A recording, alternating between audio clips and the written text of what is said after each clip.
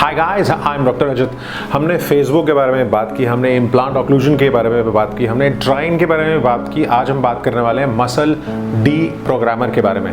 Yes, muscle D programmer. अब D programmer एक short term dental treatment होता है जिसमें हम ओरल स्प्लिंट्स का यूज़ करते हैं अपने जॉ मसल्स को डी प्रोग्राम करने के लिए। अब ये जो वीडियो है मैं बना रहा हूँ पेशेंट्स के लिए भी और बडिंग डेंटिस्ट के लिए भी, वो उनको समझ में आएगा कि डी प्रोग्रामर कब यूज़ करते हैं और कौन कौन से केसेस में रेलेवेंट होता है। अब मसल डी प्रोग्रामर एक सिंपल कॉन्सेप्ट है जिसमें इनका एग्जीक्यूशन काफ़ी कंफ्यूजिंग होता है। अब उसको मैं असरदार और सिंप्लीफाइड वे में बताऊंगा कि कैसे करते हैं और क्यों होता है। अब हर आदमी का मसल मेमोरी डिफरेंट होता है और मसल भी डिफरेंट वे में फंक्शन करता है। इनफैक्ट ये मसल रिस्पॉन्स सेम इंडिविजुअल में भी वेरी करता है on everyday basis.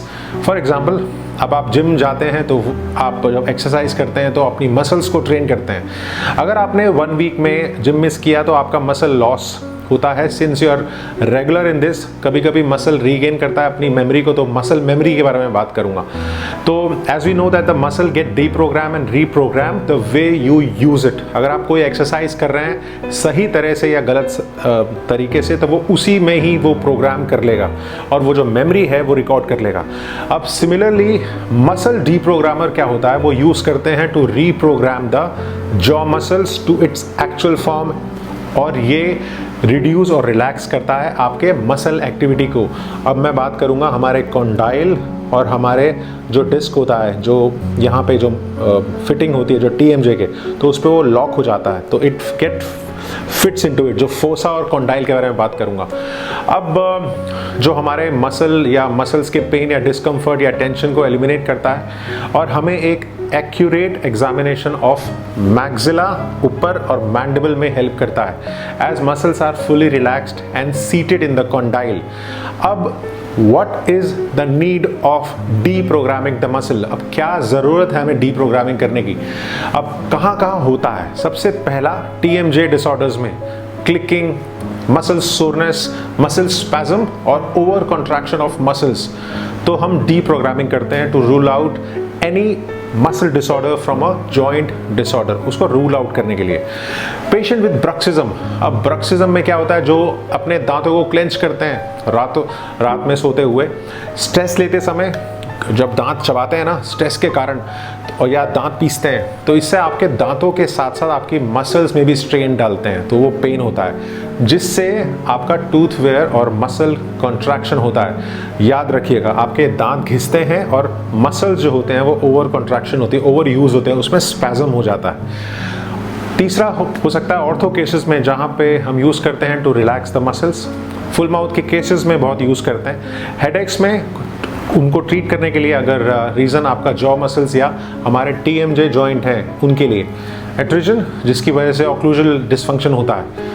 Occlusal interferences, आपने कैप लगवाई, कोई एक कैप की वजह से बाकी के दांत मिल नहीं रहे हैं, तो ऑक्लूजल डिस्टर्ब हो जाता है और इंटरफेयर करता है, तो इसीलिए हम डीप्रोग्रामिंग कर सकते हैं। कोई भी न्यूरोलॉजिकल डिसऑर्डर। अब हम करते कैसे हैं, how do we deprogram the muscle? अब डीप्रोग्रामिंग जनरली यूज़ करते हैं by using leaf gauge, anterior bite plane, posterior bite plane, और ये हम आगे के दांतों में रखते हैं to eliminate the posterior teeth occlusal contact. अब जब आपके पीछे के दांत पोस्टीरियर टीथ ऑक्लूजल कॉन्टैक्ट में नहीं होते हैं ना, तो आपके मसल्स में कोई स्ट्रेन नहीं आता है जब पीछे के दांत नहीं मिलते हैं तो, और इससे आपका मसल रिलीज और रिलैक्स होता है और आपके कॉन्डाइल्स भी पूरी तरह से जॉइंट के फोसा में सीट करते हैं। याद रखिएगा, ये जो आपका कॉन्डाइल है और फोसा में पूरे के पूरे वो सीट हो जाते हैं। अब हम कोई भी फुल माउथ के केसेस करने से पहले जॉ मसल्स को डीप्रोग्राम करते हैं, जिससे एक्चुअली में उनको जो रीप्रोग्रामिंग कर रहे हैं, रीप्रोग्रामिंग करना जो ऑलरेडी डीप्रोग्राम्ड है, तो अपनी एक्चुअल पोजीशन को कॉन्डाइल में लेके आना। अब जब हम ये कहते हैं कि हमें पेशेंट्स का एक्चुअल सेंट्रिक रिलेशन, बाइट और वर्टिकल डायमेंशन मिलता है। हम इन डीप्रोग्रामर्स को चेयर साइड भी बना सकते हैं विद ईदर एक्रिलिक और इम्प्रेशन कंपाउंड और प्री फैब्रिकेटेड जिग्स। और इसे हम 10 से 15 मिनट के लिए पेशेंट्स के आगे के अपर के जो दांत होते हैं उनके दांतों में प्लेस करते हैं नीचे के दांतों के साथ, और स्लाइटली टच कराते हैं। इससे आपका पोस्टीरियर जो दांत होते हैं वो डिसक्लूड होते हैं और जॉइंट को फोसा में सीट करने का मौका मिलता है, रिजल्टिंग इन डीप्रोग्रामिंग। अब अगर पेशेंट का काफ़ी मसल सोरनेस है या पेन है या स्पैज़म है तो हम इम्प्रेशन लेकर भी फैब्रिकेट करवाते हैं, और ये अप्लायंस 1-2 महीने के लिए कर सकता है, बिकॉज जो लॉस हुआ है वो 1-2 महीने तक वो कॉम्पनसेट हो जाता है। ये एक नाइट गार्ड की तरह होता है जो काम करता है। अब कौन कौन से ऐसे पेशेंट्स हैं जिनको ज़रूरत होती है? वो पेशेंट्स जो काफ़ी ऑब्वियस किसी मसल डिसहार्मोनी से गुजरते हैं। उनका चीफ कंप्लेंट होता है मसल सोरनेस या टाइट मसल्स, और जॉ मैनिपुलेशन करने में बहुत दिक्कत होती है, टीम जो में पेन होता है। कुछ केसेस ऐसे भी होते हैं जिनको हम ईजिली ऊपर नीचे के बाइट में मैनिपुलेट कर सकते हैं, पर उनमें डीप्रोग्रामिंग काफ़ी एक्सटेंडेड पीरियड ऑफ टाइम तक देना पड़ता है, क्योंकि वो सेंट्रिक बाइट ऑक्लूजन में नहीं होता है। तो बहुत ज़रूरी है कि हम इस बाइट को सेंट्रिक रिलेशन से डिफ्रेंशिएट करके और पेशेंट को डीप्रोग्राम करके ये करेक्ट सेंट्रिक रिलेशन लेना लाजमी होता है। अब हम इतनी बात कर रहे हैं सेंट्रिक रिलेशन के बारे में, तो ये होता क्या है और इनकी क्या ज़रूरत होती है? ये एक मसल डिटरमाइंड पोजीशन है जो आपके जॉ के जॉइंट को फोसा में सीट करता है और आप के दांतों को एक करेक्ट ऑक्लूजन में लाता है।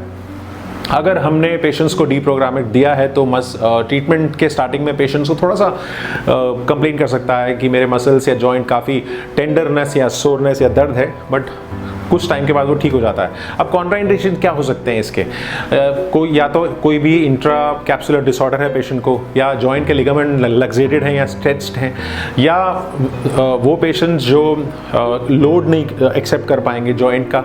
ये कब होगा? जब पेशेंट्स को कोई डीजेनरेटिव डिसऑर्डर होगा। तो मैंने हमेशा बोला है, याद रखिएगा, एक और बार रिपीट करूंगा कि कौन कौन से पेशेंट्स में आपको डीप्रोग्रामर देना है, वो मैं दोबारा से बता दूंगा आपको एक बार।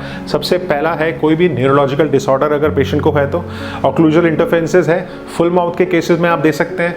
कोई भी टीएमजे डिसऑर्डर्स है, पेशेंट को अगर ब्रक्सिज्म है, ऑर्थो के केसेस में है, या हेडेक को ट्रीट करने के लिए। तो आई होप मैंने बहुत ही सिंप्लीफाइड में बताया है, पेशेंट भी और डेंटिस्ट भी ये समझ पाएंगे। तो एक बहुत ही रेलेवेंट टॉपिक है, स्पेशली प्रोस्तो पॉइंट ऑफ व्यू से। इसका यूज़ करना बहुत इंपॉर्टेंट है डेंटिस्ट्री में। तो अगर आपको भी जानकारी चाहिए डीप्रोग्रामिंग के बारे में तो मुझे आप कांटेक्ट कर सकते हैं, और अगर ये वीडियो अच्छा लगे तो ज़रूर शेयर कीजिएगा, और कमेंट सेक्शन में कुछ भी आपको पूछना है तो मुझसे पूछ सकते हैं। Thanks a lot.